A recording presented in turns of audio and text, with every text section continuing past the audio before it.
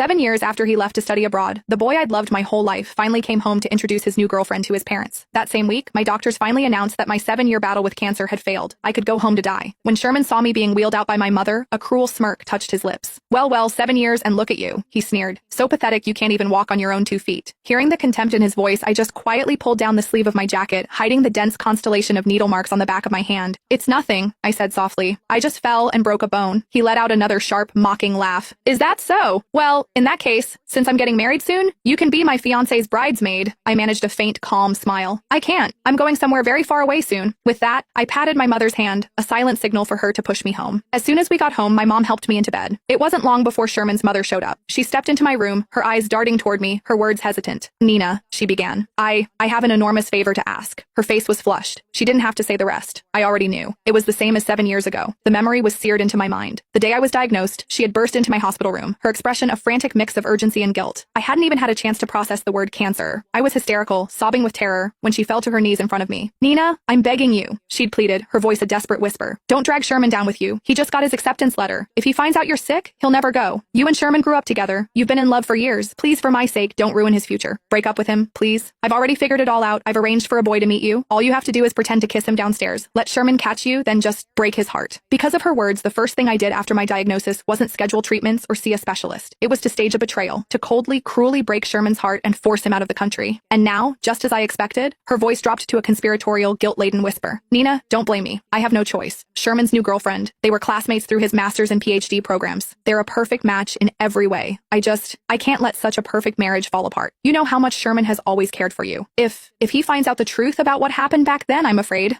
he'll... So, could you please just avoid him for a little while? I mean, you're dying, aren't you? It's not like you should be going out much anyway. The word dying hung in the air. My mother, who had been quietly organizing my medical supplies, slammed a package of adult diapers onto the bed in a flash of fury. Seeing the rage in her eyes, I quickly grabbed her arm, my touch a weak, placating gesture. Only then did I turn back to Sherman's mother, my voice steady. I can promise you I won't tell Sherman the truth about what happened 7 years ago, I said, but I can't promise I won't see him. I couldn't. For 7 brutal years, there wasn't a single moment I didn't think of him. When the chemo became unbearable, I would clutch the old photo of us, his arm slung around my shoulder, and somehow find the strength to endure. I went through dozens of surgeries. More than once, I was rushed to the ICU and I almost didn't wake up. It was my mother's voice that pulled me back. She would stand by my bedside, screaming until her voice was raw. Nina, don't you remember? You promised you would live. You promised you would go find him and clear up the misunderstanding yourself. You said that when you got better, I would take you to him. If you die, you will never see Sherman again. Her desperate cries, always with his name, were the lifeline that dragged me back from the edge, time and time again. But in the end, I still lost the fight. And Sherman, he had a new life now, a new girlfriend, a new future. Still, in the little time I had left, couldn't I just be near him for a while? That's why, when the doctor told me leaving the hospital was a death sentence, I pushed myself out of bed anyway. I had to. I knew he was home. I thought that would be the end of it. But after sending Sherman's mother away, I drifted into an exhausted sleep. When I woke up, I heard his voice coming from the living room. I was surprised. 7 years ago, his hatred for me was a physical thing. He had stood outside my door for 3 days and 3 nights, waiting for a chance to grab me by the throat and demand to know why I'd betrayed him. When I'd finally sobbed that I just didn't love him anymore, he'd shattered the hallway window with a single bloody punch. He hadn't laid a hand on me, but his disgust was a wall between us. If he saw me in the hallway, he would turn and walk the other way. He stopped going to the little corner store we used to love. The mere mention of my name would make him scowl. Why are you talking about Nina? The name makes me sick. The day he left for the airport, I ran through a downpour just to see him one last time. He saw me, and a bitter sneer crossed his face. He took off the matching ring we'd bought together, pulled out his phone, the one filled with all our photos, and smashed them both on the ground at my feet. Then he walked away without a backward glance. And yet, here he was, in my house. Peeking through the crack in my bedroom door, I understood. He was holding his fiancé's hand. Mom, he was saying to my mother, is it because of what happened 7 years ago? Is that why you won't let Nina help me pick out a wedding planner or rings? It's okay. I'm over her. We grew up together after all. If we can't be lovers, we can at least be friends. His fiancée Sophie chimed in, her voice sweet. It's true. Sherman told me all about what happened with Nina. I know she cheated, but they were young. It takes 2 to tango. I'm sure Sherman wasn't perfect either. She smiled brightly. Besides, I should thank her. If she hadn't given up on Sherman, I never would have met such a wonderful man. So really, there's no need to dwell on the past. And it was my idea to ask for her help. We've been out of the country for so long, we don't know anything about the vendors here. And, well, letting our parents decide everything, their taste is a little dated. 7 years ago, my greatest wish was for Sherman to forget me, to move on. But now hearing him talk about it all so calmly, hearing that he had told his new girlfriend everything, 1,000 tiny needles pricked at my heart. My mother, however, was not so composed. Hearing Sophie's passive-aggressive digs, her face flushed with a deep, furious red. Her lips trembled. You're just as shameless as your mother, she finally roared at Sherman. My heart seized. I pushed myself up. Mom! I called out, my voice weak. Come in here, help me into my wheelchair. I'll talk to him myself. My mother came in, her expression still stormy, but when she saw me sitting up, the fight seemed to drain out of her. I reached out and hugged her. Please, Mom, I whispered. Just let me have this. It's my last wish. Her eyes welled with tears, but she, who had always indulged me, went to my vanity. She brought back my lipstick, my wig, and helped me into my jacket. The moment she wheeled me out, Sherman's brow furrowed. What is wrong with you? He said, his voice sharp. You were always so dramatic as a kid, and you're even worse now. It's just a broken leg. Your mom is not young. Do you have to make her wait on you hand and foot? The disgust on his face was plain to see. I just smiled faintly. The doctor said it's a bad break. I'm not supposed to put any weight on it for a while. Sophie stepped forward. Don't mind Sherman, she said with a dismissive wave. He's just used to being blunt from his time abroad. He's like this with everyone, except me. Another pang of bitterness shot through me. It was true. He was always gruff. But with me, he used to be. I pushed the thought away and looked at Sophie. Are you sure you want my help? Of course,